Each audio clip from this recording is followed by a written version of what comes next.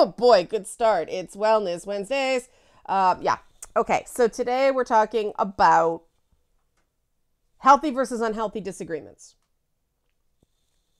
And this has been inspired by me trying to get back on Twitter. And I've absolutely lost my callus for Twitter.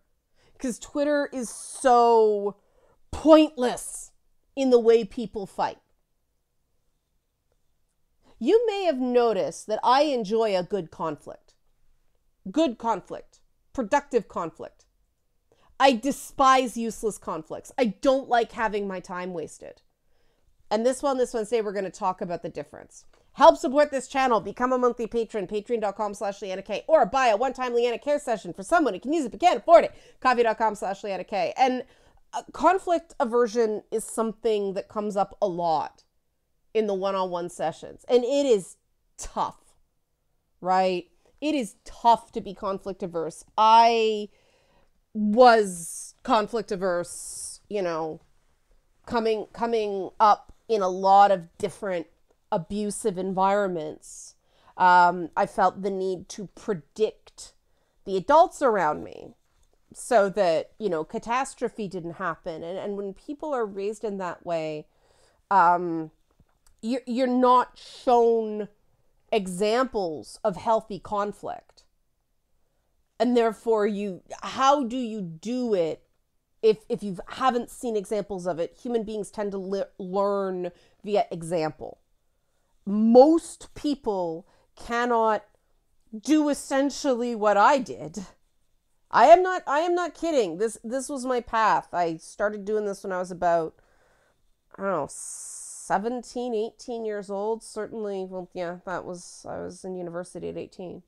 But it's okay. Conflict is a part of life. That means there's got to be a way to do it right. I don't think my family did it right. If that's wrong, what's right? I literally had to build my sense of healthy conflict. And when you work in the media, when you create for a living, you do have to get good at healthy conflict. You have to know what fights to pick. You have to know how to fight fair and fight effectively. And you have to be prepared to lose some battles. But you also have to recognize that sometimes it's very important to fight the battle, even if you lose. Because the worst thing, if you are a second or third in command on a production, is for your boss to get blindsided by something, or even if you're in a writer's room, you want to, a healthy environment, a really, really good production has an openness and allows people to be very opinionated on things, because you want those fights to happen in the writer's room, not on the internet after the thing comes out. The last thing you want to hear is that something could have been prevented and people felt too stifled and couldn't tell you. That's a failure of leadership in entertainment or the art or creativity. Happens all the time, but it is a failure of leadership. It makes less good product. And, games are an order of magnitude even tougher. And I have worked on games where there was very, very unhealthy conflict with a lot of backbiting. And, I freaking adore Mary Jest on Song of Sparkle Muffin. An update is coming. I'm so sorry, guys. Fridays have been clusterfucks for a while, but that's for the Kickstarter backers on that project. But, Mary Jest and I are very, very good at disagreeing without it becoming a fight. We fight very, very rarely. But we do come at things from different perspectives. And it comes down to, okay, we have point A that's valid. We have point B that's valid. Let's try not to choose. Let's try to do both. Let's try to have synthesis here. And that's what healthy conflict creates, is a synthesis. You come out of it with a stronger product, a stronger opinion, as opposed to just a winner and a loser, right? And one of the things that has been the reason a lot of TV and film people can't hack it in games, and kudos to the South Park guys that managed to adapt, is that there's a lot more iteration in games. Something's just not working, and you have to kill your darlings. You have to throw certain things out because it's just not working as an interactive product. And in film or television, right, you're fucking with my creative vision, you know, that stuff. But in games, it's something that's intended to be played with, right? Recognizing that lead paint on a toy is toxic is not messing with your creative vision, right? If something's inherently broken or confusing, that is not your creative vision, that is a mistake. And my concern about some of these, like, what are now hybrid IPs, things like Uncharted and The Last of Us, is they're both Naughty Dog titles. I apologize. But anything that tries to be a hybrid IP, like Quantum Break, for instance, was a pretty good video game, but they tacked on those television episodes that are just pointless. It was their funding model. Remedy has no fucking luck. But, you know, games are games, TV shows are TV shows, and the reason a lot of film and TV people don't hack it in games, and the reason a lot of game adaptations end up being terrible TV or movies, is because film and TV people don't understand the interactivity and what it means and how it changes your storytelling. And you have to be, part of the reason game design is so hard is you have to be very, very open to rethinking and redoing everything if it's not working. It can be a great idea, but it just doesn't work on this particular project. And especially with narrative designs, you know, this plot line you love so much, but it's gotta go. And, you know, I have files and files and files of old ideas that, you know, I'll use them someday, but it wasn't right for that project. And it would be a very unhealthy conflict if I fought everything to the death because it's a good idea. Okay, it's a good idea, but it's the wrong project for that idea, right? But how do you have, first of all, a functioning ethical framework, a creative vision, and I mean, creatives, there's a reason we do this, and we don't find an easier way to make a living, right? And then resolve the conflict with everybody still being able to work together, and it's a positive outcome instead of just a hurtful shit show. Structure, rules. There are rules of engagement. There are rules of warfare, you know, for a reason. And it's the same with interpersonal conflicts. There are just some places you don't go if you want healthy conflict, if you want a productive argument. And, you know, mind reading, name calling, all that stuff, we all do it. We all slip because it's everywhere.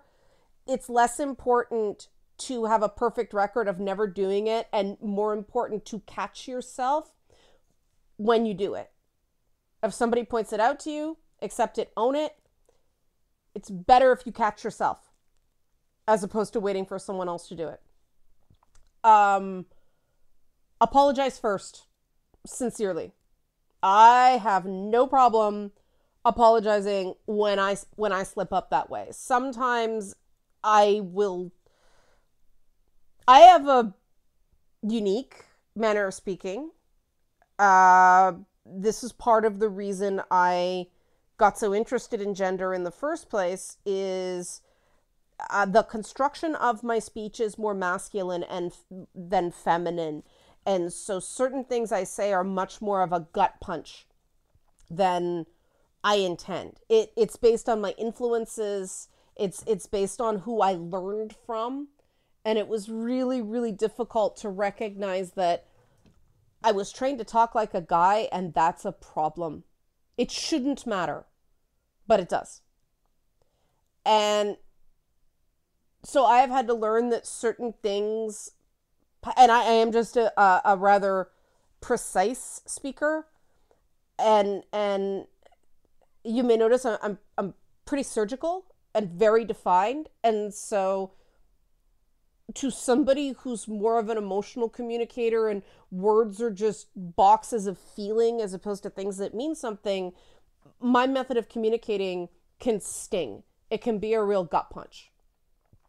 Now, I can't change how I'm naturally inclined, right? Part of it's training. And some of it I actually think is good, and I don't want to unlearn it. But I have to accept the consequences for that. And if you want healthy conflict, you have to be prepared to accept the consequences of how you choose to pursue something. And so it's always good to be the one to go, you know what? You're right. That was uncalled for. I'm sorry about that. I should have said that. But that's weakness. Well, right. If you're trying to solve a problem with somebody, everybody has to be a bit vulnerable. I'm not, suggesting you do that large scale on social media, though I find it pretty effective. You'll see people rallying around somebody who apologizes. Even if it was a shitty apology, he apologized, It's pretty tactically effective. If you want it to be productive, it's got to be sincere. And non-apologies apologies are not, I'm sorry you felt that way. I'm sorry you thought I did this. I'm sorry you felt that I did this thing that I clearly did not do. Those are not apologies. Those are not apologies. I'm sorry verb. What did you do? Even if it's, I miscommunicated, I was not clear, that came out the wrong way, that absolutely did not land the way I intended. I want to understand why. The word you doesn't appear in that. And it is essential to learn, because a proper apology is rooted in accountability, and accountability is essential for healthy conflict. But now here's the thing that's really tough to learn when you grew up in an abusive environment where there were no boundaries. You can be really angry and be in control, right? You don't have to go Hulk. You can be Professor Hulk. There are times I have been absolutely seething angry and still had to solve a problem. And that meant you can't act on the anger.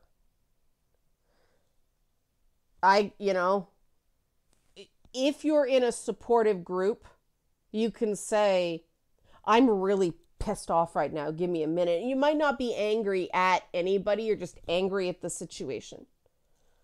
Happens in game dev a lot. But it's really important to recognize that and take that moment. And make sure that the anger is flowing somewhere productive. Not, you're not trying to pack it down, so it's just creating more and more pressure, right? You want to kind of funnel it out like a gutter. You don't want to have it building up pressure like a shook up soda can, right? You got to get real good at going, give me a minute. I got to think. And you also have to get good, if you want productive conflict, you have to really pay attention to the person you're trying to work through something with. And make sure that they're not getting past their breaking point.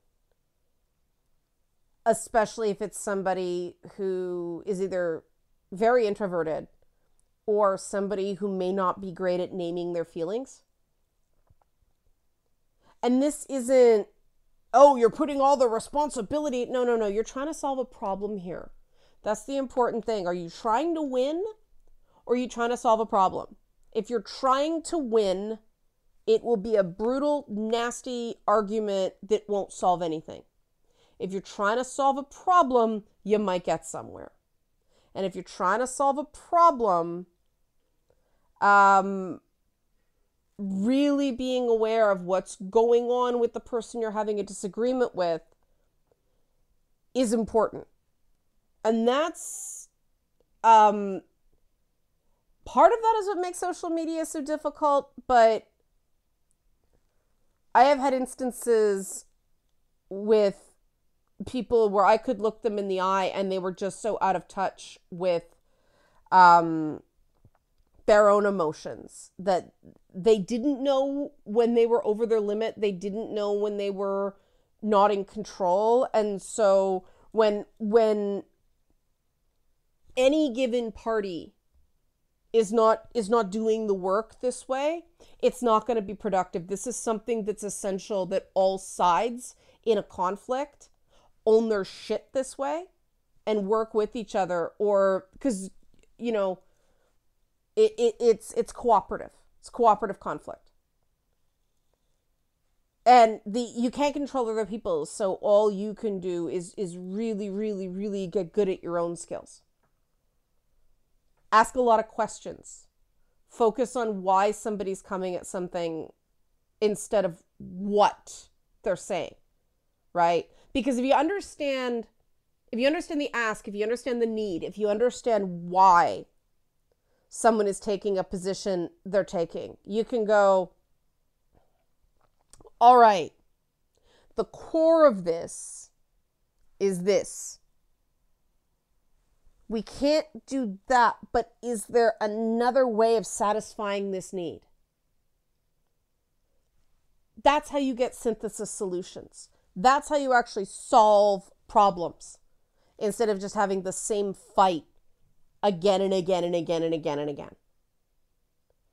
And obviously, it requires one person to be able to explain why.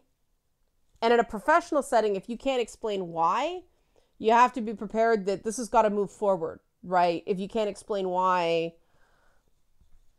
you're not giving us anything to work with here other than a very strong emotional response, which could be important and significant, but it could just be someone having a bad day, and your colleagues need to be able to know the difference, right? And you should be able to know the difference. But personally, right, boundaries have to fit up against each other, right? They got to sort of do this off each other. If they're doing this, right, that's not pleasant for anybody. Take your fingers and do that and pull. It's tense. It wears you out. You have to be able to, coexist with people. And if you can't explain why you're having a particular reaction or why you feel strongly about something, it's very, very difficult for other people to coexist with you that way. Now, what do you do if you're trying to deal with somebody who is just really conflict averse? Conflict averse people are the most difficult people to fight with. Sounds weird, right? You think, they'll just roll over, but they don't roll over, they lock up. And especially if somebody is incredibly talented, you don't want to lose that talent. But as a manager, you need to find a way to get the healthy conflict skills flowing. Because what happens in a person who is conflict averse and useful is resentment builds and builds and builds and builds. And as a manager, you don't want that, because somebody will leave. And not only will they badmouth you to everybody and will listen, fuck NDAs. People break NDAs all the time. But also, you don't want to lose that talent. And it's not somebody's fault coming in that they had a shit upbringing and were never mentored, were never taught, these skills. Now, there is a certain amount of responsibility on that person to be open to learning. And if they can't, it doesn't matter how good they are. They have to be able to work with other people. Now, the good thing about it is a skill that's learned. And that's why I wanted to talk about this, because being okay with conflict is not an innate skill. I don't believe that, any of the big 5 personality traits are actually innate. I think they're a combination of our experiences, and the stories we tell ourselves about our experiences, right? I think they can evolve over time. And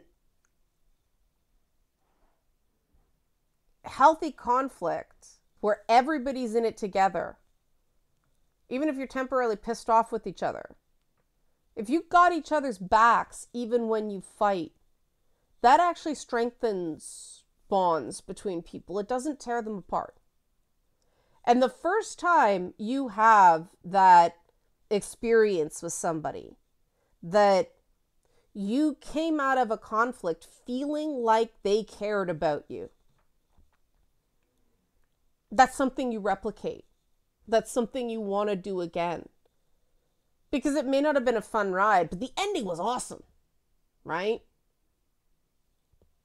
It takes practice, it takes skills. It's not something that's really great for a single video. It's more like a workshop thing where people can practice. But, food for thought as a starter. Help support this channel. Become a monthly patron, patreon.com/LeannaK, or buy a one-time Leanna Care session for someone who can use it but can't afford it, coffee.com/LeannaK. Thanks for watching, and be well, unlike me, still struggling with the after effects of COVID. Thanks for watching.